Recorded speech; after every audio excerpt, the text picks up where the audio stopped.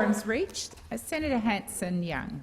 Thank you, Madam Deputy President. I rise today to speak to the Human Rights Legislation Amendment Bill that has been tabled in this parliament and, of course, that we've spent the last few days debating. It strikes me that this piece of legislation is not just an awful waste of time for this chamber, seeing as we know that the government doesn't have support to get this legislation through, and we know that it is purely an exercise to appease the right-wing rump on the Prime Minister's backbenches. We know that what it is doing to people right across this country is causing them a lot of concern, a lot of anxiety and a lot of worry. The Anti-Discrimination Act is a law that is meant to protect people. It's meant to be able to ensure that members of our community feel safe. They feel as though there is a law that will protect them from racial vilification, from being humiliated because of who they are, where they were born, their family background, who they are as a human being. It's meant to protect people from feeling less than others. It strikes me that, listening to the debate in this place over the last few days, that this piece of legislation has been put forward not to make people feel protected or safe in our communities, but to somehow protect the people who want to spew hatred. The debate has been absolutely backwards. It has all been about the right for people to behave in ways that are pretty nasty, to allow people to, individual members, to belittle others, somehow giving rights to the racists is more important than protecting a piece of legislation that is designed to ensure that every person in our community can feel safe, can feel safe in who they are,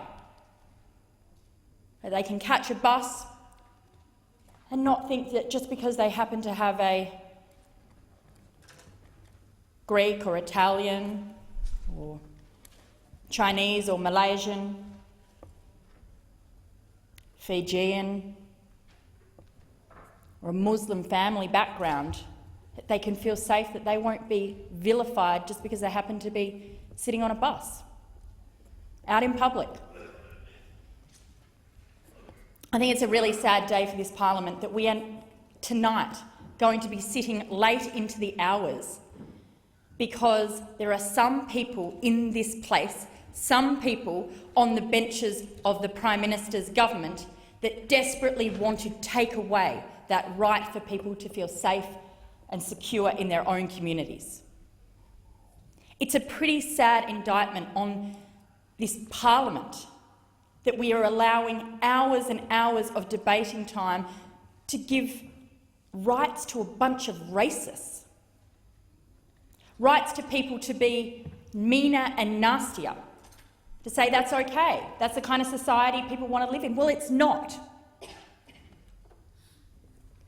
Australia has such a rich history where we've embraced multiculturalism, and we've done it very, very well. When you travel to other parts of the world, one of the things that really sticks out when you tell people that you're from Australia is what a successful multicultural country we are. Rather than debating a piece of legislation that appeases the trolls, we should be finding ways to strengthen and embrace the richness of our multicultural diversity. Why on earth are we spending hours debating what rights racists and bigots should have, instead of what we can be doing to give support and show empathy and compassion for those who are already feeling pretty under fire in our communities right now. And let's just be totally honest about how this debate has been dominated to date. It is about a bunch of people who want to vilify particularly Muslims, and we know that because we heard Senator Roberts only 2 days ago say some of the most disgusting and awful things about people just because they happen to be part of the Muslim faith. Now, he is a man who has particular privilege. He's in the Senate. He gets to stand up here and say the most awful things he wants to say, and no one can do anything about it. That is what privilege looks like. But with privilege comes responsibility. We have a responsibility as leaders in this chamber and in this parliament to stand up for people who don't have a voice, to ensure that somebody who is being vilified or feeling under fire in our community doesn't become alienated just because of who they are, where they were born, or who their parents are, whether they wear a headscarf or not. The anti-Muslim crusade that is being spewed by One Nation over in this corner over the last week has been revolting. The truth is they can stand there and say whatever they want because they have privilege in this place. Yet what we're seeing is an entire days and hours of this chamber dominated on a bill that is entitled Human Rights Legislation Amendment, when it really should be the Trolls Amendment Bill. This is about appeasing a bunch of privileged, nasty, racists and giving them more protections and weakening the protections of people who genuinely and concerningly need more protection. When I speak to young Muslim girls in particular, and I've met a lot of them in my time as a senator in this place, 16, 17-year-old Hazara girls from Adelaide, or university students who have come to Australia with their families because their dads and their mums want their daughters to get a good education and have the right to have a good education, want their daughters to be able to succeed at university and move their family to Australia so that their girls can be the best they can be, do what it is that they want to do. When I talk to these young women in my home state and in other places around the country, their stories of how they feel living in their community is horrifying. The fact that they don't feel like they can catch a bus without the concern that someone's going to abuse them because they're wearing a headscarf, or walk down the street without somebody yelling out the car, or get home to find abuse on their Facebook page. The people who behave like that, they don't need any more protection. They don't need any more rights. We should be finding ways to embrace diversity and look after those people who are already under fire, who are already feeling vilified and isolated.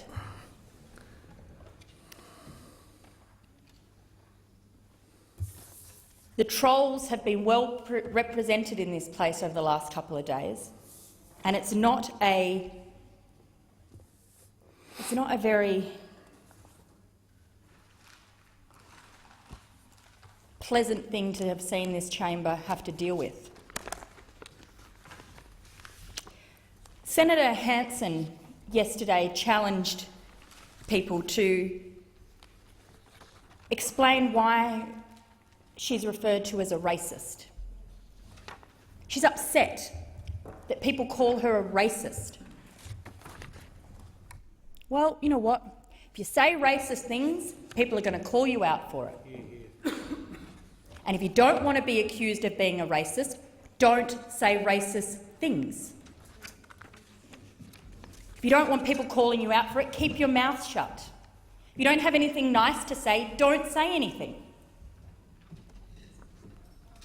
This isn't about the thought police. This is about basic humanity and decency. And Senator Hanson said that she didn't believe that she's been racist. Well, when she said, "I believe we're in danger of being swamped by Asians. They have their own culture and religion, form ghettos and do not assimilate," in her maiden speech in 1996, well, that sounded pretty racist to me. And of course, only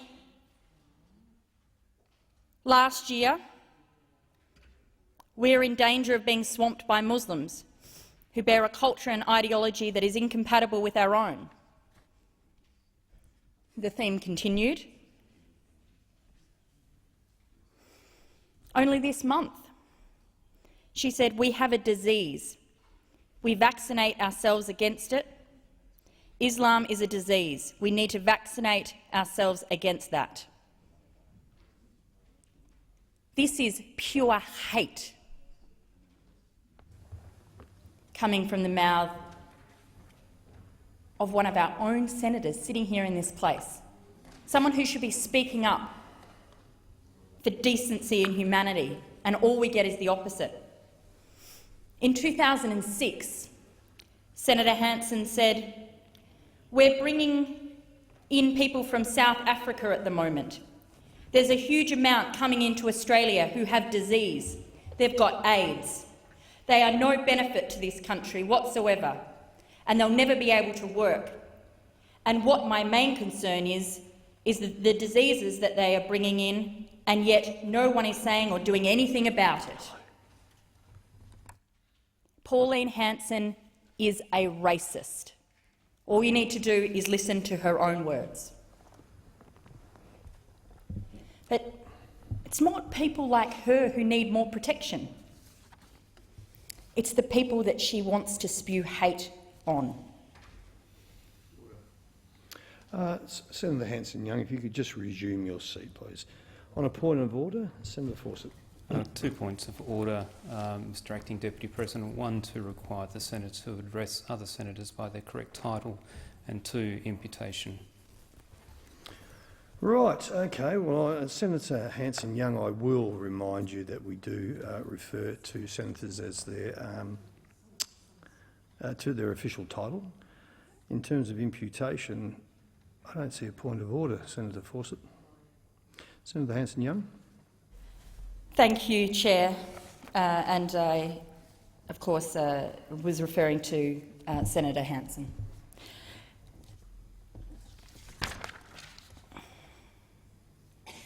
This bill has been debated in such a way in this place that it is the rights of people to be racist and nasty versus the rights of others in the community to be safe.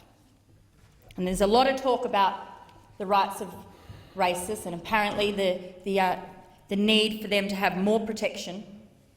Not much talk about how we work to unify our country. Laws are made to protect people, not to protect the perpetrators. Australia is better than this. Much, much better than this.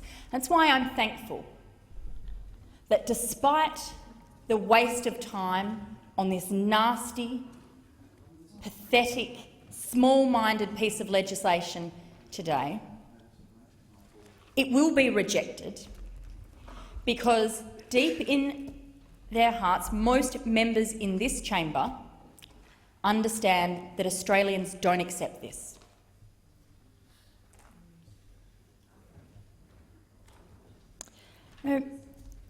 Australians would prefer that we are debating things that really matter. The unemployment rate. We've got record high youth unemployment at the moment. Where's the debate on that? We've got growing inequality in this country. Where's our genuine discussion about that? You know, I don't think any Australian, I don't know anyone who works all day, picks up their kids after school or after childcare, gets home, cooks the dinner, and they sit down and say, "Oh, you should have seen what happened to me today. I just couldn't be a racist. What is this country coming to?"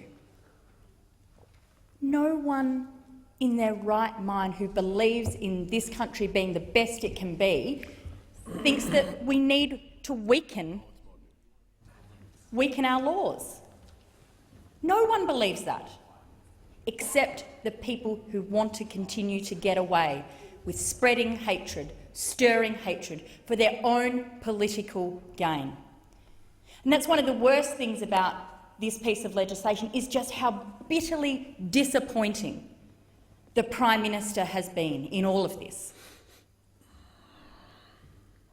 The Prime Minister has put this piece of legislation up for pure internal politics. He's prepared to give a space where we have Senator Roberts stand up and vilify whole swags of the Australian Muslim community. Gave this Senator Roberts a platform to stand there and say all these awful things under the privilege of the parliament as a middle-aged white guy. And the Prime Minister allows that to happen, all because he is worried about his own internal political fight in his own party. He is bitterly disappointing on this. This bill never should have been brought to this parliament. The fact that this is a government piece of legislation that we're debating in government time says so much about the character of the Prime Minister, Malcolm Turnbull. Weak, under siege and spineless. The leader of our nation is meant to be somebody who unites people, who talks about what makes us a great country. But instead he's provided an entire week of debate where we've seen people denigrated, members of our Australian community denigrated and vilified in our chambers of parliament. And our Prime Minister has sat by and said, "Oh, this is what I want my last week of this sitting period to be dominated by." He is weak, he is spineless, and this isn't a human rights amendment bill. This is Malcolm Turnbull's appeasement to the trolls bill. That is what is in this chamber today. That is what has to be voted down tonight. And I don't want to hear over and over again when we get to committee stage that we have to have more rights for people like Senator Hanson and Senator Roberts to stand in this place, underprivileged, and kick members of other cultural groups and communities just because they don't like them. And then to have the gall to say that somebody might dare call these senators and their party a bunch of racists. If you don't want to be accused of being a racist, don't do it.